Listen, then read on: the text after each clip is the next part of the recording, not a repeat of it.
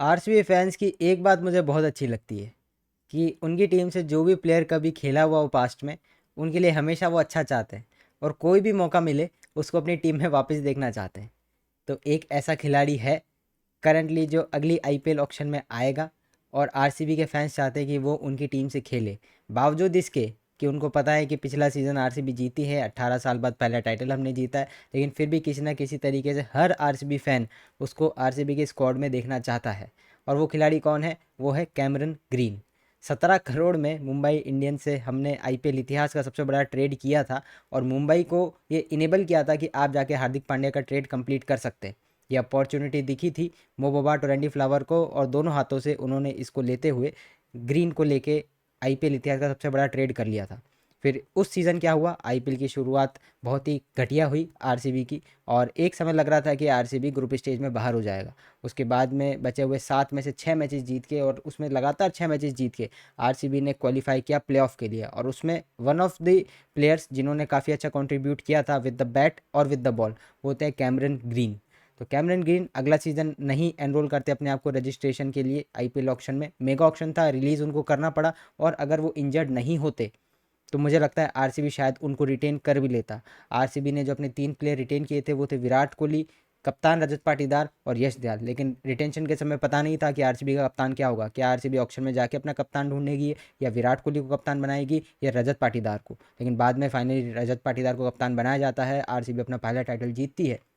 लेकिन अब जब बारी आ गई कि कुछ प्लेयर्स जिनको हमने देख लिया एक सीज़न आरसीबी की टीम में कि वो कैसा परफॉर्म कर रहे हैं और क्या उनसे बेटर ऑप्शन आपको ऑक्शन में अवेलेबल दिख सकते हैं, तो उसका जवाब है हाँ। अगर मैं आपको प्राइस दिखाऊं सभी आरसीबी प्लेयर्स की जो आरसीबी ने इस ऑक्शन में खरीदे थे, तो वो कुछ इस तरीके से। अगर आप टॉप से बॉटम की तरफ जाएंगे तो ये मैंने सॉर्ट किया हुआ है बाय विनिंग बिड। तो जिसकी सबसे ज़्यादा प्राइस है उसमें से आप किसको निकालेंगे? ना आप हेजलवुड को निकाल सकते, ना सॉल्ट को, ना जितेश को, ना भुवनेश्वर को। तो पहला नाम जो सभी के आंखों में चुभ रहा है इस समय वो है लैम लिविंगस्टन का। और उसके बाद रसिक दर सलाम। रसिक दर सलाम नो डाउट एक बहुत बढ़िया प्लेयर है, एक बहुत यंग टैलेंट है जो आगे जाके आरसीबी को बहुत अच्छा सर्व कर सकता है। लेकिन 6 करोड़ फॉर रसिक दर सलाम कुछ लोगों को काफ़ी ज़्यादा लगेंगे, मेरे को ज़्यादा नहीं खल रहे वो। लेकिन अगर आपको ग्रीन को लाना है तो कम से कम आप मान के चलिए कि 15 से 20 करोड़ का पर्स आपके पास होना चाहिए। तो लिविंगस्टन और रसिक दर सलाम यहाँ पे अगर हम देखते हैं तो तकरीबन तकरीबन 15 करोड़ रुपए आपके पास में आ जाएंगे, जिससे आप कैमरन ग्रीन को खरीदने का जो आरसीबी फैंस का सपना है वो ले सकते हैं। अब मैं इसको सपना में ज़्यादा इसलिए नहीं बोलूँगा क्योंकि सेम मैनेजमेंट थी एंडी फ्लावर और मो बोबाट की जिन्होंने उस ग्रीन के ट्रेड को अप्रूव किया था और बहुत अच्छा परफॉर्मेंस ग्रीन का उस सीज़न रहा था, खासतौर से second half of the season. तो इसको हम बिल्कुल भी डिनाई नहीं कर सकते कि अगर ग्रीन आते हैं ऑक्शन के अंदर तो क्या आरसीबी इनके पीछे जाएगा या नहीं जाएगा। मुझे लगता है मोस्ट डेफिनेटली जाएगा। और कैसे जा सकता है कि हम हर सीज़न देखते हैं कि 5 करोड़ से पर्स बढ़ जाता है। तो अगर आरसीबी के पास 75 लाख का पर्स बचा हुआ था पिछले ऑक्शन के बाद और हम ये कंसीडर कर रहे हैं कि मयंक अग्रवाल को चलिए हम रिटेन नहीं करते हैं क्योंकि आरसीबी के पास 22 प्लेयर थे आफ्टर ऑक्शन, एक रिप्लेसमेंट हमने साइन किया मयंक को जिसको हम रिटेन कर सकते हैं। अगर उनको करते हैं तो पर्स में थोड़ा ऊपर नीचे हो जाएगा, लेकिन अभी सिंपल कैलकुलेशन के लिए 75 लाख आरसीबी के पास बचे थे।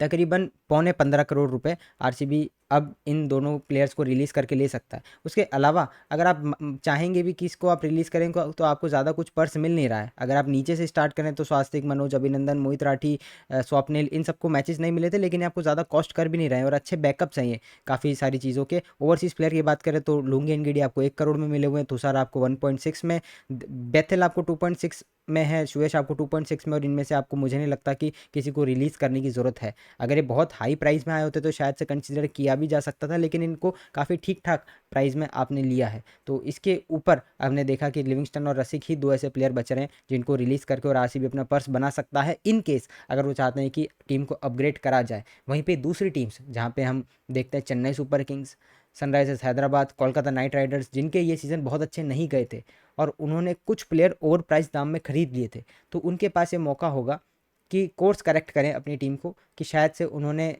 मतलब इमोशनल होके कुछ प्लेयर्स पे ज़्यादा दाव लगा दिया था, उनको रिलीज़ किया जाए और क्या पता वो उनको वापस खरीद ले लेकिन थोड़े कम दाम में, जिससे कि उनका पर्स बढ़े और वो अपनी टीम को सही और बैलेंस बनाने के लिए कैमरन ग्रीन को ले। तो आरसीबी को सिर्फ अपना ही पर्स सॉर्ट आउट नहीं करना है, उन्हें कंपटीशन फेस करना पड़ेगा बाकी टीम से भी। फॉर एग्जांपल जैसे मैंने बताया CSK, SRH, KKR, इन्होंने ऐसे प्लेयर्स खरीदे हुए हैं कुछ जो बहुत ज़्यादा दाम में हैं, तो उनको ये रिलीज़ करके या ट्रेड करके, भी ट्रेड विंडो भी ओपन है। संजू सैमसन और CSK की ट्रेड की खबरें आ रही थी, उस पर अभी थोड़ा ठंडक पड़ गई है, कुछ उस पर अपडेट नहीं है, उस पर होगी तो हम ज़रूर बताएंगे। तो इन टीम से आपको फाइट करना पड़ेगा ऑक्शन के अंदर, और फिर कैमरन ग्रीन फाइनली आपके पास आ सकते हैं। पिछली वीडियो में हमने बात करी कि 5 ऐसे प्लेयर जो RCB टारगेट कर सकता है इन अपकमिंग ऑक्शन, क्योंकि अगले साल है 2026 में T20 वर्ल्ड कप, वो भी इंडिया के अंदर। तो कुछ इंडियन प्लेयर्स बड़े, जिनको करंटली अभी अभी अपनी IPL टीम से रेगुलर प्लेइंग नहीं मिल रही है, तो वो सोचेंगे कि भले ही मुझे यहाँ पे अच्छी प्राइस मिली हुई हो, लेकिन अगर मुझे इंडिया को वर्ल्ड कप में रिप्रेजेंट करना है तो कहीं ना कहीं मुझे किसी IPL टीम में रेगुलर प्लेइंग देनी पड़ेगी और वहाँ पे अच्छा परफॉर्म करना पड़ेगा, तभी मुझे कंसीडर किया जाएगा। तो उस केस में आपके पास अच्छे इंडियन टैलेंट भी इस बार ऑक्शन में अवेलेबल हो सकते हैं। तो 5 नाम हमने उस वीडियो में बताए थे, उसके नीचे कमेंट भी बहुत सारे हैं जिसमें लोग और भी प्लेयर्स को कंसीडर करना चाहते हैं। इस वीडियो के नीचे भी आप बताइए आप और कौन से प्लेयर को कंसीडर करना चाहते हैं, और कैमरन ग्रीन को किस तरीके से RCB और ले सकता है। मेरे ख्याल से रसिक और लिविंगस्टन को अगर रिलीज़ किया जाए तो करीबन 15 करोड़ का पर्स आपके पास रहेगा। 5 करोड़ अगर BCCI बढ़ाती है हर साल की तरह, तो आपके पास करीबन 20 करोड़ का पर्स होगा, जो गुड इनफ होगा फॉर लिविंगस्टन। उसके बाद में आपको एक आधा कोई फ्रिंज प्लेयर चाहिए तो वो भी आप ले सकते हैं, लेकिन आप कैमरन ग्रीन के अलावा और कोई प्लेयर नहीं ले पाएंगे इन दिस ऑक्शन, अगर आप उनके पीछे ऑल आउट जाते हैं। ये था मेरी तरफ से एक छोटा सा एनालिसिस कि कैसे आप कैमरन ग्रीन को ले सकते हैं। और अगर आप किसी और दूसरी टीम के फ़ैन हैं तो आप ज़रूर बताइएगा कि आपकी टीम भी क्या उसमें इंटरेस्टेड है तो किन प्लेयर्स को रिलीज़ करके आप कैमरन ग्रीन को लेना चाहेंगे। तो मिलते हैं आपसे अगली और किसी ऐसी ही वीडियो में। और आपके पास कोई और सजेशन हो कि हम किस पे वीडियो बनाएं RCB से रिलेटेड या किसी और टीम से रिलेटेड, तो आप कमेंट बॉक्स में डाल सकते हैं, उसको भी पढ़ के हम वैसी वीडियो बनाने की कोशिश करेंगे। For India England test series आप स्पोर्ट्स टॉक विद रोहित पे हमको फॉलो कर लीजिए, सब्सक्राइब कर लीजिए, जिसका डिस्क्रिप्शन आपको मिल जाएगा हमारे डिस्क्रिप्शन में। तो वहाँ पे आप हमको फॉलो करके और इंडिया इंग्लैंड की सीरीज़ वहाँ पे हमारे साथ फॉलो कर सकते हैं। तो मिलते हैं आपसे अगली वीडियो में, अगले लाइव में। तब तक के लिए गुड बाय और जय हिंद।